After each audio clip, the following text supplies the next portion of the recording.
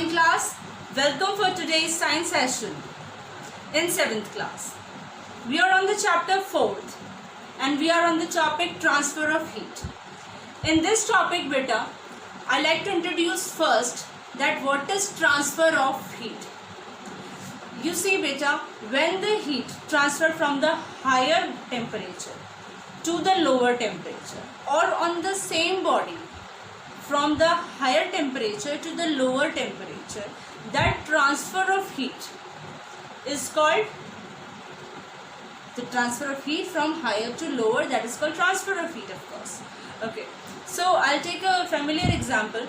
Like I allow you to pass a notebook from one student, roll number 1, and then it will pass to roll number 2, and then next to roll number 3 and roll number 4, goes on. Means one student is passing the notebook to other and other to other. This transfer of notebook from one student to another is somewhat related to conduction. Okay, so what is conduction? Transfer of heat in a body from the hotter end to the colder end without any actual movement of the molecules of the material. That means students are not moving. They are just giving the notebook from one roll number to the roll number 10. And I got that 10 roll number got this notebook without the moving of the students. That means without the movement of the particles, the heat has transferred from one level to another. So take this spoon I'm taking, I'm heating it at one end. After that heating, what will happen? After some time, the heat will travel to the colder end, and this end will also become hot after some time. That means heat is transferred from hotter one to colder end, and this is possible only in metals. Okay, metals are good conductor of heat. How I will justify this? Take a beaker, put few things in it, one thing of plastic, one thing of wood, one thing of metal.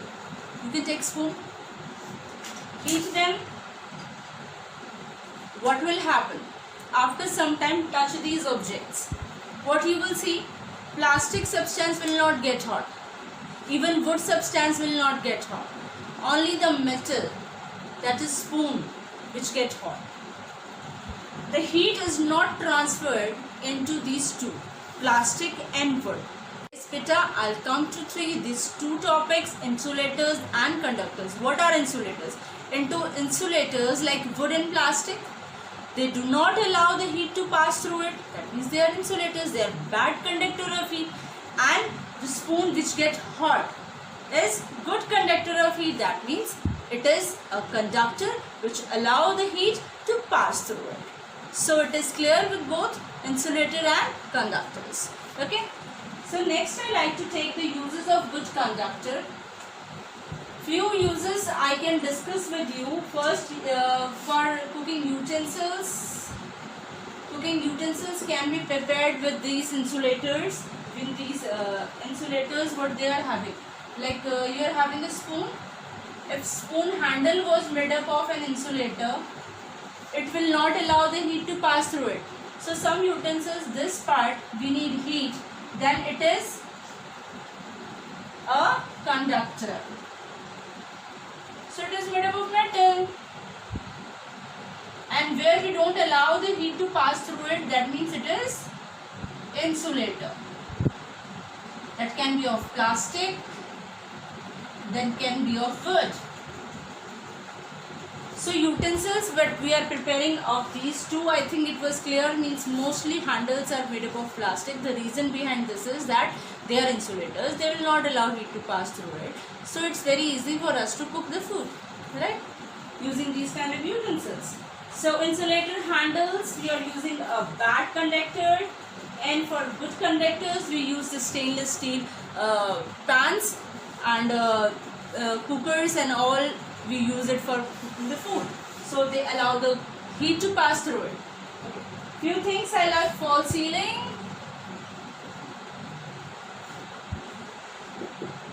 false ceiling made up of plastic of Paris, POP, I'll say, and the wooden ply boards also, because a layer of air between these two ceilings was trapped and that will not allow the heat to pass through it.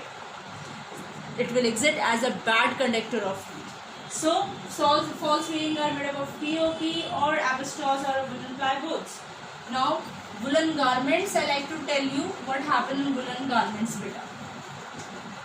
I'll write the third example, that is woolen garments.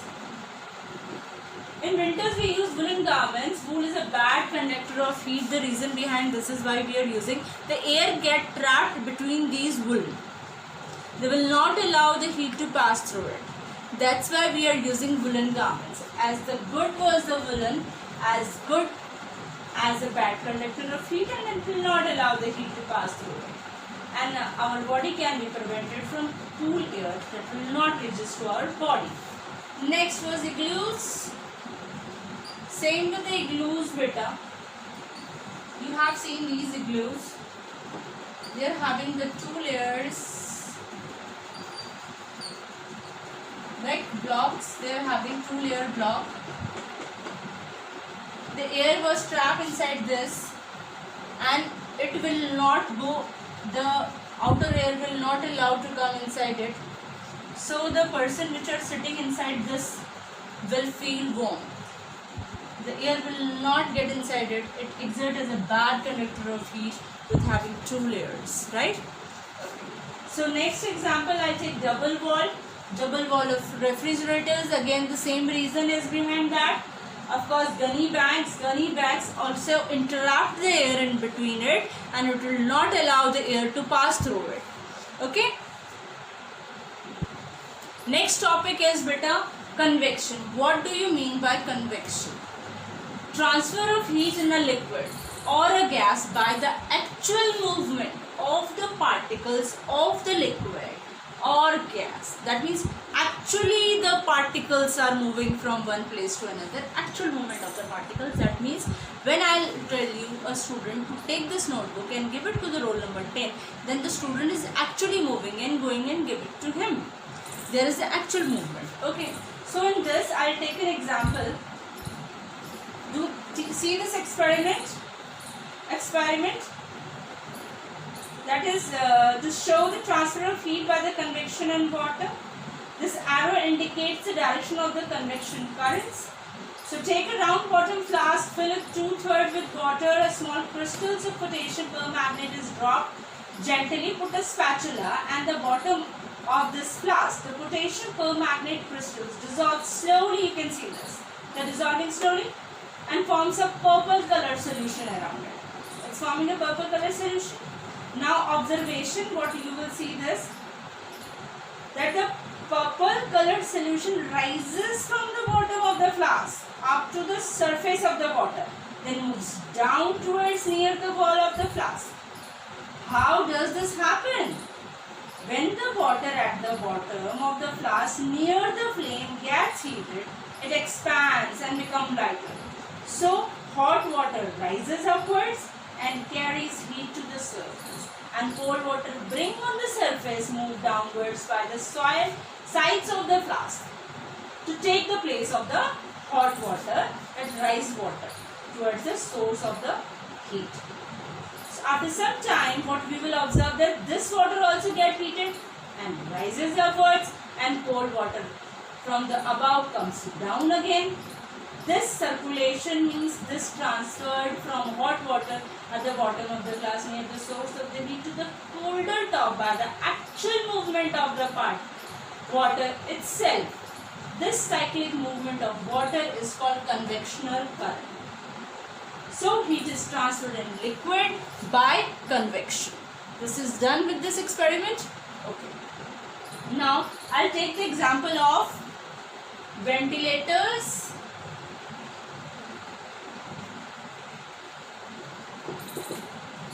What are ventilators? See, in our houses we have ventilators, fans are also available. See what happens when the hot air comes from our body, or we are cooking the food and the hot air is coming out. When the ventilation fan is on, what will happen? The air will out from the window, how the ventilators will take that hot air from the room and the cold air will come from the window inside the room. Means hot air going out from the ventilators and cold air will come inside from the doors or from the windows. It takes the place of hot air. So the circulation goes on. This circulation goes, and that is called convection current. That's only called as convection. That is occur in ventilators.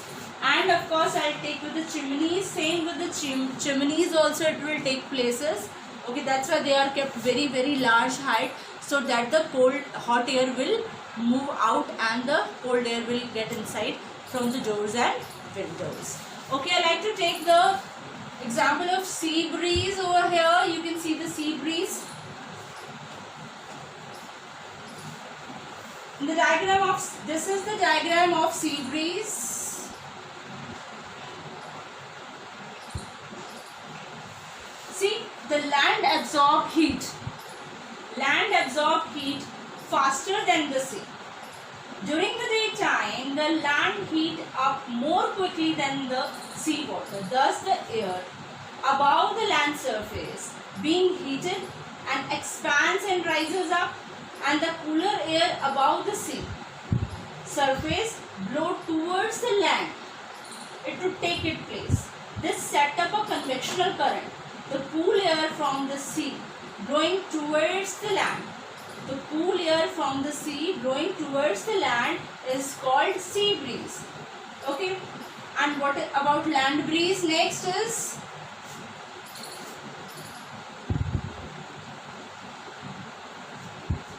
this is land breeze diagram.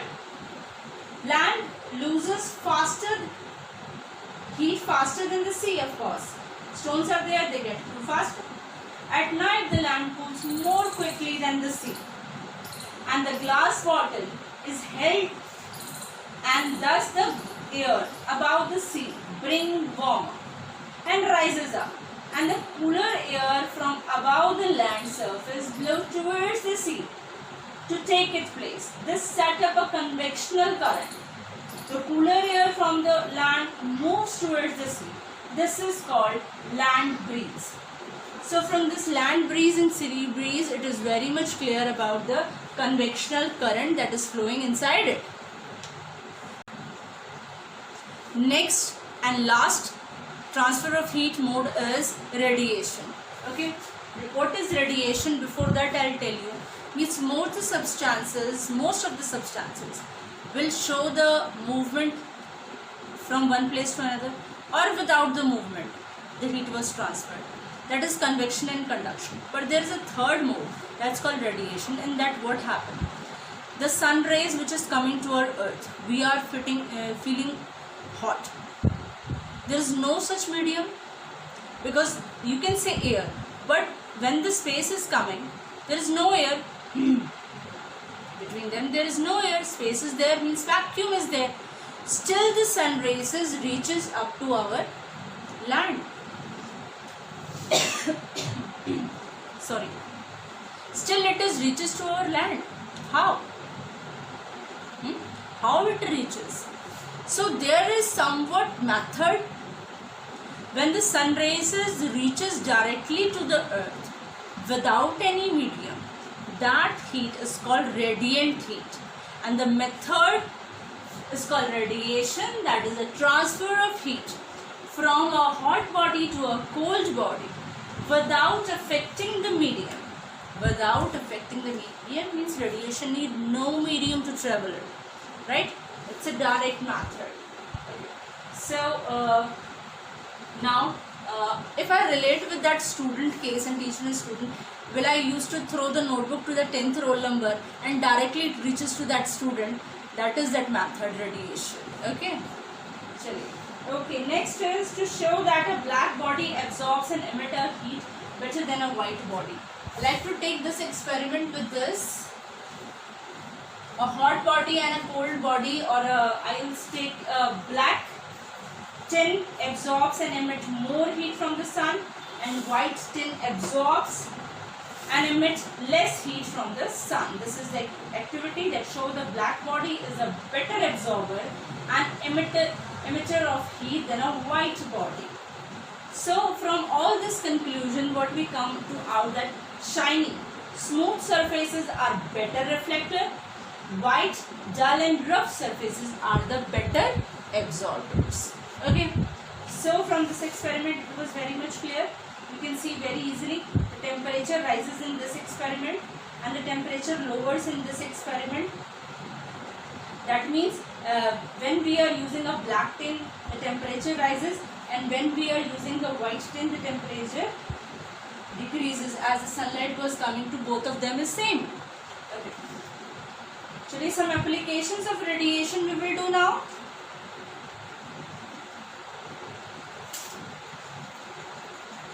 Some applications. In this application, I like to take first is